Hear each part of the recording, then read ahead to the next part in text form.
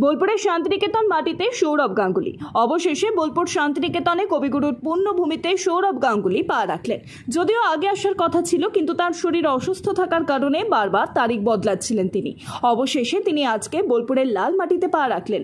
বোলপুরের মানুষ উৎসাহিত উদ্দীপনার সাথে অপেক্ষা করছিলেন যে কখন মহারাজ আমাদের বোলপুরে আসবেন। মহারাজ তিনি তার সময় মতো বোলপুরে এসে পৌঁছন বোলপুর ডাকবাংলো স্টেডিয়াম মাঠে উপস্থিত হতেই মানুষের উৎসাহ উদ্দীপনা ছিল একেবারে চোখে পড়ার মতো। বোলপুরে এসে রবীন্দ্র প্রতিকৃতিতে মাল্যদান করেন তিনি।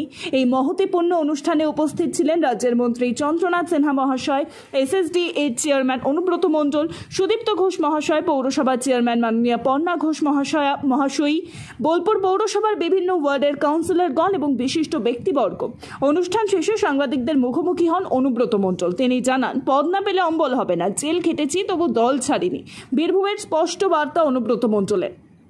জানান, মমতা বন্দ্যোপাধ্যায় নিজে রাজ্যসভার এমপি হতে বলেছিলেন, তবু রাজি হননি। তিনি বলেন, অন্য দলে গেলে জেল খাটতে হতো না, তৃণমূলেই আছি, তৃণমূলেই থাকবো।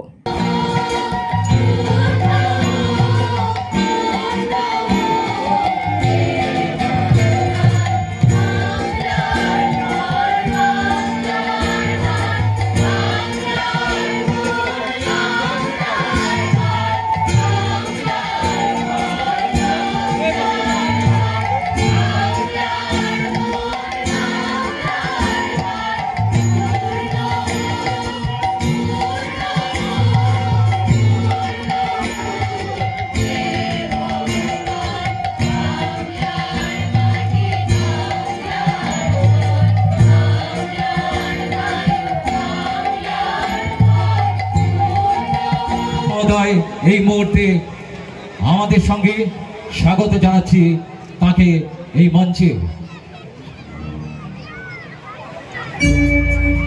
স্বাগত জানাচ্ছি মাননীয় শ্রী বিকাশ রায় চৌধুরী মহোদয়কে।